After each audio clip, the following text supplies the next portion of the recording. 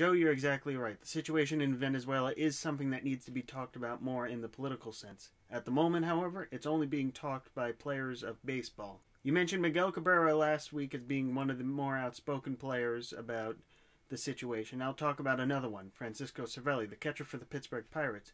He wrote an article in the Players Tribune talking about the situation in Venezuela and how it impacted him. I have a quote from it here.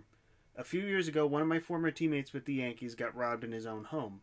They tied his hands behind his back, tied up his whole family, and then took everything they could grab. These sort of things are common in my country at the moment. That's the everyday way of life. It's normal. For our country to have robbery, kidnapping, and extortion as normal is not normal. It is something that has to be dealt with. And while I leave that up for a separate channel and separate venue to discuss this, to what you said about bringing family and potentially friends over to the United States to protect them, it's not as simple as that.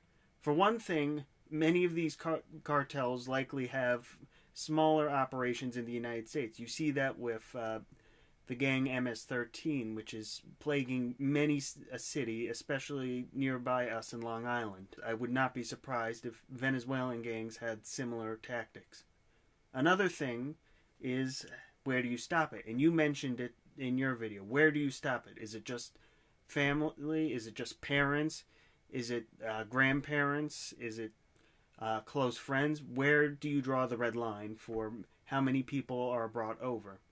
And then here's the final problem, and it's that many of these people don't want to leave. These people love their country. Here's another quote from Cervelli's article.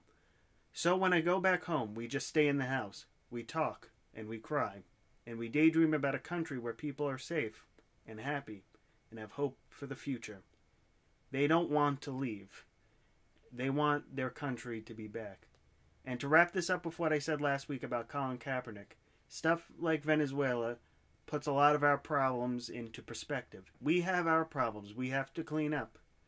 But that doesn't mean we can say they're more important than what's in the world. We have baseball players from Venezuela who cannot return home without severe protection. We have baseball players from South Korea who live under fear from their northerly neighbor who can annihilate them at the touch of a button. We have our Israeli friends in soccer and other sports who face attacks at home and discrimination on the road. We even have we have Iranian players who are now barred from returning to their country just because they played against said Israeli teams. And we have our female athletes from the Middle East who are not allowed to play without severe restrictions, if at all. So Colin Kaepernick and others may still take a knee and talk about discrimination that's happening against them. But we can't kid ourselves by saying that's the biggest problem surrounding our athletic friends at home and around the world. Now, Joe, so that we don't turn into two politics bros, what's your thoughts on the American League wildcard race that's happening right now? I can't wait to hear your thoughts next time.